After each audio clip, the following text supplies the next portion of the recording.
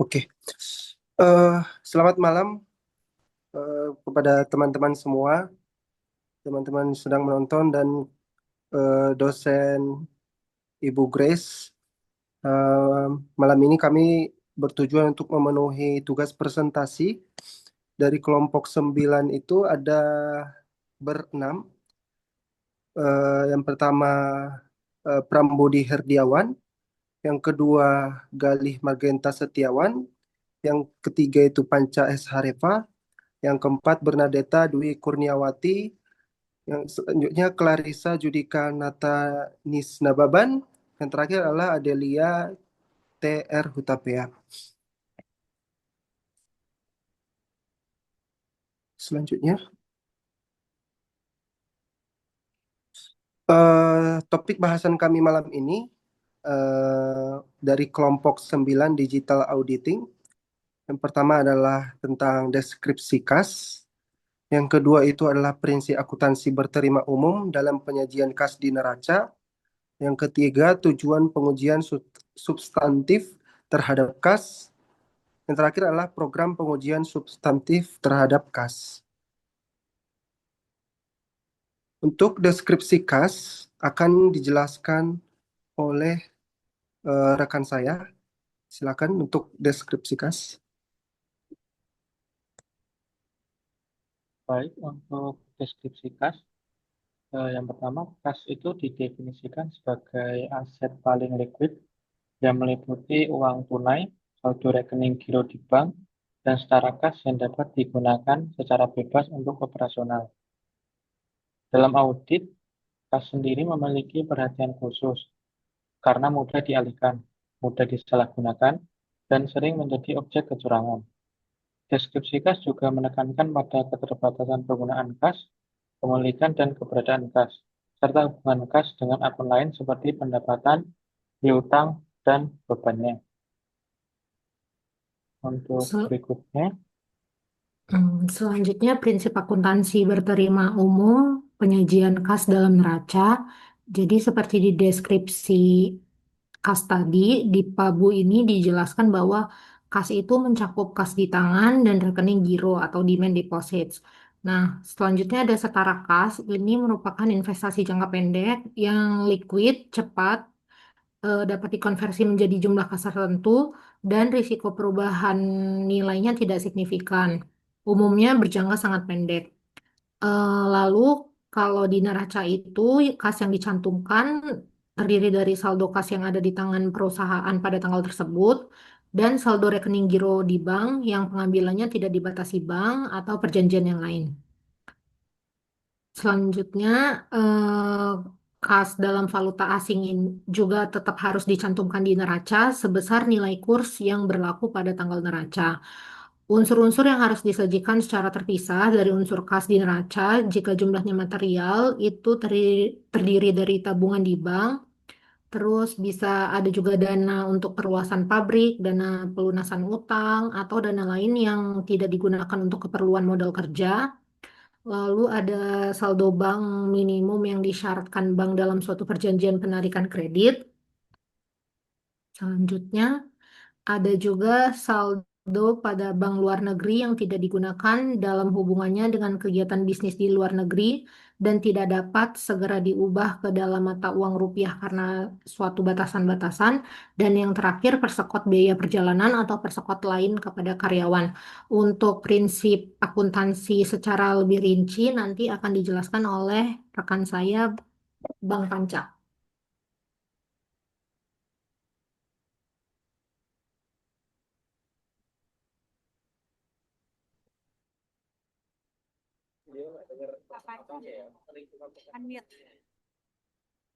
Mas Panca belum di-unmute. Selanjutnya, prinsip akuntansi berterima umum penyajian kas dalam neraca. Ada 7 prinsip. Yang pertama itu adalah prinsip pengakuan recognition, di mana kas diakui sebagai aset apabila perusahaan itu menguasai kas tersebut. Yang kedua adalah kas tersebut tersedia untuk digunakan dalam kegiatan operasional tanpa pembatasan yang signifikan. Di mana kas terdiri dari uang tunai, cash on hand, Yang kedua itu adalah saldo rekening giro di bank. Yang ketiga adalah setara kas. Kas tidak boleh diakui apabila yang pertama penggunaannya dibatasi untuk tujuan tertentu dalam jangka panjang. Yang kedua adalah kas tersebut secara substansi bukan milik entitas lain. Yang kedua adalah prinsip pengukuran atau measurement. Kas harus disajikan sebelum nilai nominal atau face value. Tidak diperkenankan itu berupa diskonto, revaluasi, estimasi nilai wajar. Kas dalam valuta asing harus dikurskan menggunakan kurs tengah Bank Indonesia pada tanggal neraca dibuat. Yang ketiga adalah prinsip klasifikasi atau classification. Kas harus diklasifikasikan dengan jelas dalam neraca. Antara lain, kas dan setara kas, dan kedua adalah kas yang dibatasi penggunaannya atau restricted kas. Kas yang penggunaannya dibatasi tidak boleh digabung dengan kas bebas. Harus disajikan terpisah sebagai aset lancar atau tidak lancar, tergantung periode pembatasan. Contoh misalnya dana escrow atau dana jaminan proyek, itu tidak boleh disajikan sebagai kas bebas. Yang keempat adalah prinsip penyajian atau presentation. Dalam neraca, kas itu harus disajikan sebagai aset lancar. Kas itu juga ditempatkan pada urutan pertama karena tingkat likuiditas paling tinggi dalam laporan keuangan. Yang ketiga adalah penyajian harus jelas, tidak menyesatkan dan mencerminkan kondisi keuangan yang sebenarnya. Yang kelima adalah prinsip pengungkapan atau disclosure. Pak Bu, atau prinsip akuntansi berterima umum mengharuskan pengungkapan yang memadai mengenai satu, kebijakan akuntansi terkait kas dan setara kas. Yang kedua adalah rincian kas dan setara kas. Yang ketiga, pembatasan penggunaan kas. Yang keempat, kas dalam mata uang asing. Yang terakhir, saldo kas signifikan yang tidak dapat digunakan bebas. Pengungkapan ini dilakukan dalam catatan atas laporan keuangan atau CAL.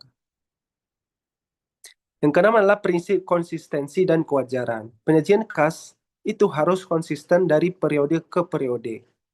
Kas juga harus wajar dan tidak bias, dan tidak dimanipulasi untuk kepentingan tertentu. Yang terakhir adalah prinsip substansi mengungguli bentuk atau substance over form. Pak Bu menekankan bahwa penyajian kas harus mencerminkan substansi ekonomi, bukan hanya bentuk hukum. Contohnya seperti apa? Kas yang secara hukum berada di rekening perusahaan, tetapi secara substansi dikendalikan oleh pihak lain, tidak boleh diakui sebagai kas perusahaan. Terus selanjutnya dilanjutkan oleh rekan saya. Selanjutnya adalah tujuan pengujian substansif terhadap kas. Tujuan pengujian substansif terhadap kas adalah untuk memperoleh keyakinan bahwa saldo kas yang disajikan dalam laporan keuangan wajar, akurat, dan bebas dari salah saji material. Next. Secara terperinci, tujuan pengujian substansif terhadap kas meliputi yang pertama, keberadaan atau existence dan keterjadian atau occurrence, yaitu memastikan saldo kas yang tercantum di neraca benar-benar ada secara fisik atau tunai, atau ada di bank pada tanggal neraca, serta transaksi kas benar-benar terjadi.